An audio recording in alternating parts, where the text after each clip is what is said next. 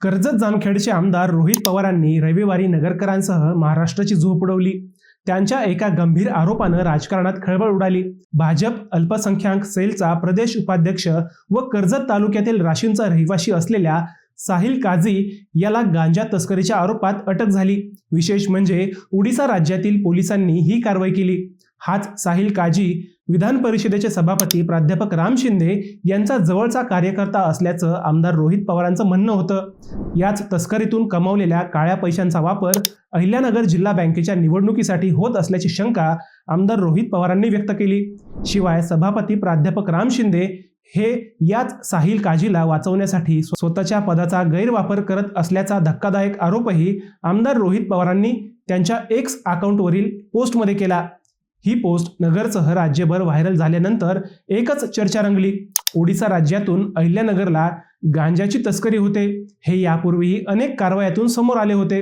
नगरचा सर्पमित्र व reel star आकाश जाधवलाही February महिन्यात याच गुन्ह्यात अटक करण्यात आली होती।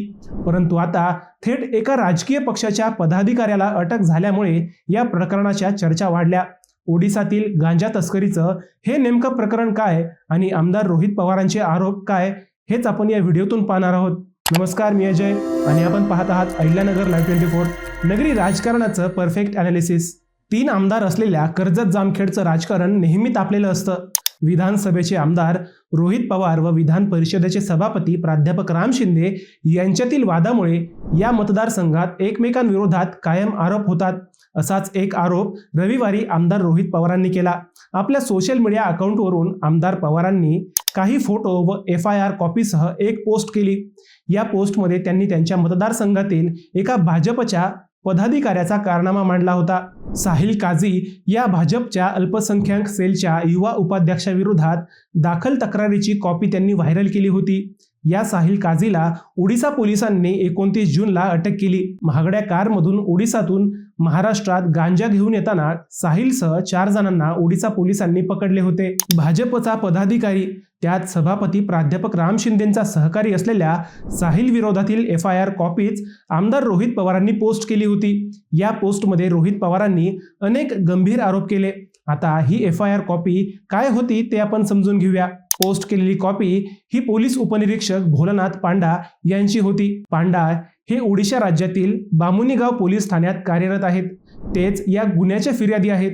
दाखल फिर्यादीनुसार पांडा हे 19 जूनला आपल्या सहकाऱ्यांसह त्यांच्या पोलीस ठाण्याच्या हद्दीत गस्त घालत होते। त्यावेळी जिंझिरीगुडा गावाजवळ त्यांना एका काळ्या रंगाची किया कंपनीची कार संशयास्पद जाताना दिसली। या कारचा क्रमांक होता MH12 XX 7116। पांडा व त्यांच्या टीमने संशयावरून ही कार सकाळी 10:30च्या सुमारास कदंब ढाका या गावाजवळ अडवली। तपासाअंती या गाडीत 4 जण होते। हे सगळे महाराष्ट्रातले होते। शिवाय या गाडीच्या मागच्या सीटवर एका गोणीत गांजा भरलेला दिसला। ओडिशा राज्यातील पोलिसांनी पंचांसमक्ष या सगळ्या प्रकाराचा पंचनामा केला। पोलिसांनी या 4ही जणांना ताब्यात घेतलं। त्यात दिनेश सोपानकाळे राहणार सालसे तालुका करमाळा, साहिल अल्लाउद्दीन काझी राहणार राशीन तालुका कर्जत, समीर शब्बीर मुलानी राहणार राशीन तालुका कर्जत आणि अभिजित अनिल मोरे राहणार लोणी काळभोर जिल्हा पुणे यांचा समावेश होता। पोलिसांनी या 4घांनाही अटक केल्यावर त्यांनी गेल्या 2 वर्षांपासून हा काळा धंदा करत असल्याची कबुली दिल्याचेही FIR मध्ये नमूद आहे। पोलिसांनी या कारवाईत तब्बल 22 किलो गांजा, महागडी कार, 4 महागडे मोबाईल असा किमान 50 लाखांचा मुद्देमाल हस्तगत केला। आता या गांजाची किंमत बाजारभावानुसार कमी जास्त असेल। गांजा सरासरी लाख ते 1.25 लाख रुपये किलोने विकला जातो। साहिल काझीकडे पोलिसांना 22 किलो गांजा सापडला। FIR मध्ये ही मुद्देमालाची किंमत दिली नसली तरी आमदार रोहित पवारांनी मात्र त्यांच्या पोस्टमध्ये तब्बल कोटभर रुपयांचा गांजा सापडल्याचे म्हटले आहे। याच पोस्टमध्ये रोहित पवारांनी 2 धक्कादायक आरोप करत या साहिल काझीचे प्राध्यापक राम शिंदे व मुख्यमंत्री देवेंद्र फडणवीसांसोबतचे काही फोटोही पुरावे म्हणून जोडलेत। सोशल मीडिया प्लॅटफॉर्म X वर रोहित पवारांनी राम शिंदे यांच्यासह भाजपलाही धारेवर धरलंय। राम शिंदे हे आपल्या राजकीय नेटवर्कचा वापर करून ड्रग्ज तस्करांना वाचवण्याचा प्रयत्न करत असल्याचा गंभीर आरोप रोहित पवारांनी केला। कायद्याचे धडे देणारे मुख्यमंत्री या प्रकरणात काय भूमिका घेणार असा सवालही त्यांनी विचारला. रोहित पवारांनी अहिल्यानगर जिल्हा बँकेच्या निवडणुकीचा संदर्भही या गांजा तस्करीशी जोडला.